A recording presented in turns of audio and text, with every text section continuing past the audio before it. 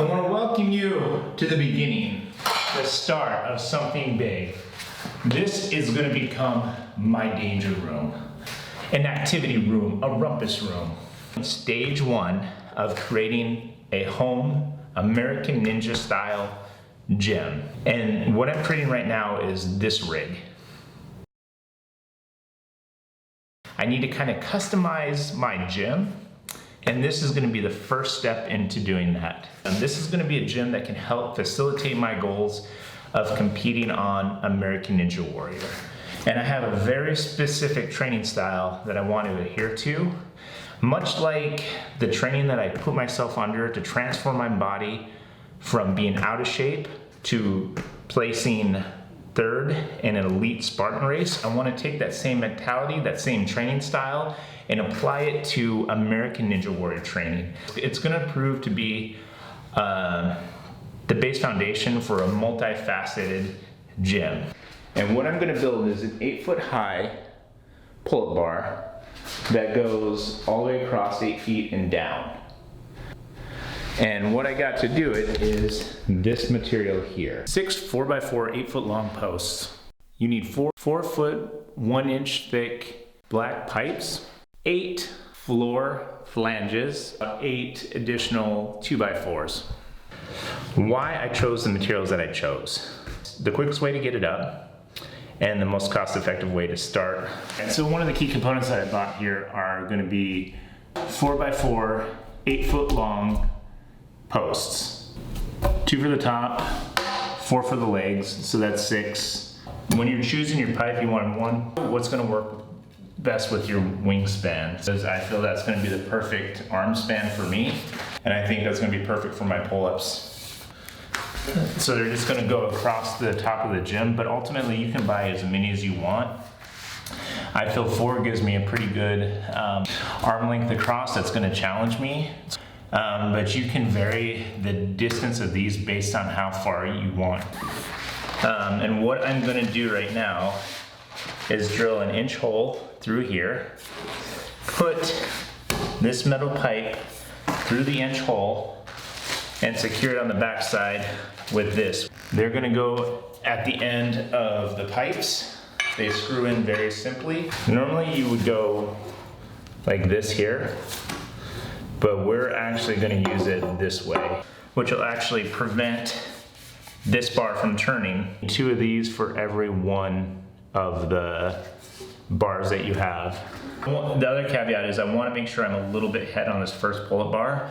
This is what's going to use to secure it to the post down below. And this is that's 4 inches, so I'm probably going to go 6 inches out from here on both sides. So I want this to be dead center in the wood, so it needs to be 2 inches from either side, because in theory this is 4 inches, but it's not.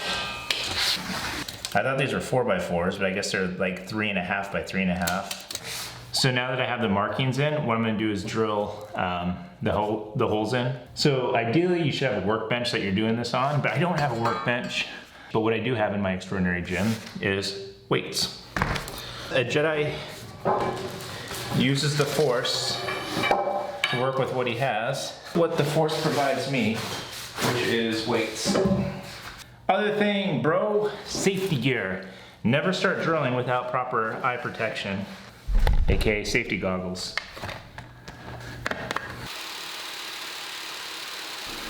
It seems to be working, with one exception is I don't know that that's a big enough hole. Well, ladies and gentlemen, I think we may have ran into our first hiccup.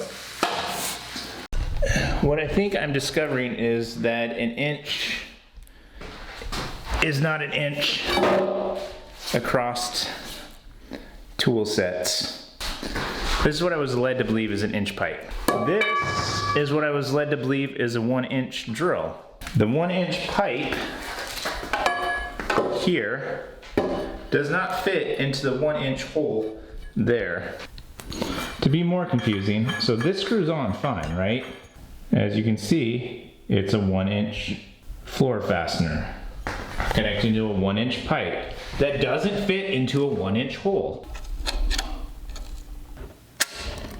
So this is 1.5 inches. So I understand like this is a how-to video, and I should know everything, but I don't know everything. I try to figure out as I go. But if somebody can explain to me like why a floor fastener says 1 inch, why the store sells these as like 1 inch, is it 1.5 inches? Like why doesn't anybody account for the other 1/2 inch in the pipe? This is detrimentally impacting my schedule. I don't get it. What's the measurement based on? Okay, whatever. I'm gonna go find it. We are back with a 1.5 inch drill bit. This actually seems like a little bit bigger, but that's probably okay.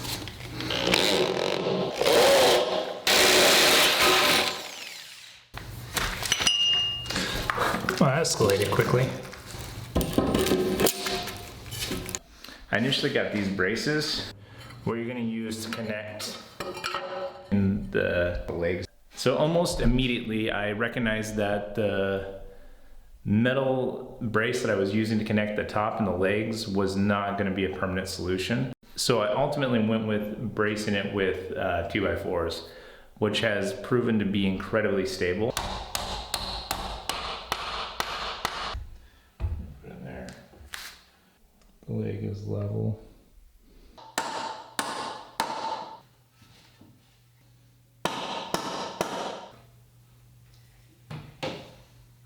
I got the whole thing assembled right now.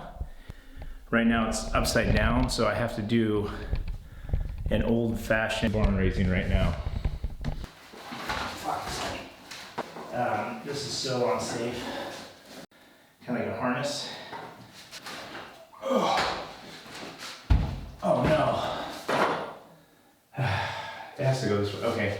I didn't calculate for how much space I would need to actually flip the gym over. When I try to flip it over and put it on its feet, on its legs, it keeps hitting the ceiling. There isn't actually enough room for it to flip.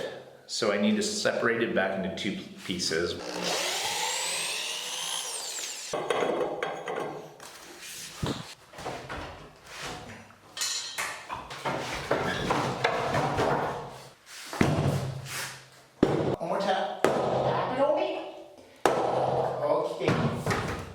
Leg 1 is detached, rotating in the docking position. Gently lower this down. Oh. Alright, step 1, don't do this in a room that you care about. I'm like Spider-Man right now. I can shut all my webs out.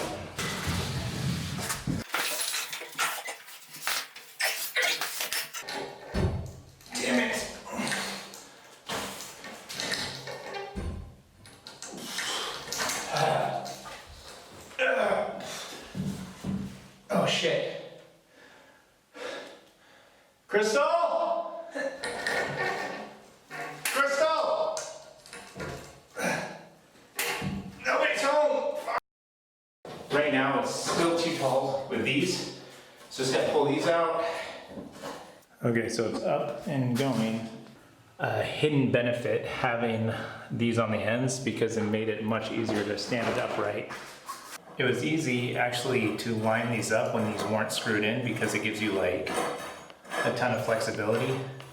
I can just pull the whole frame out to the ends and screw them in and it's done. I put on some cross support as advised by an architect friend of mine. A lot of people said it couldn't be done. I have finished construction on the Ninja Gym. And not only has it been completed, I actually thought of the perfect name for it. Riggs! As in Lethal Weapon, Riggs. But not Riggs. Riggs! Where are you, Riggs? Riggs! And I'm also gonna put rock holds in there so I can go from the ground up. I'm gonna make more modifications to the gym as I go. But to get started almost immediately with a more robust training strategy, I went ahead and bought these Olympic rings off of Amazon. They were fairly cheap and it was a great investment. My wife wanted the TRX setup, so I bought a pair of those, and I also bought some rock climbing hangs. Rings!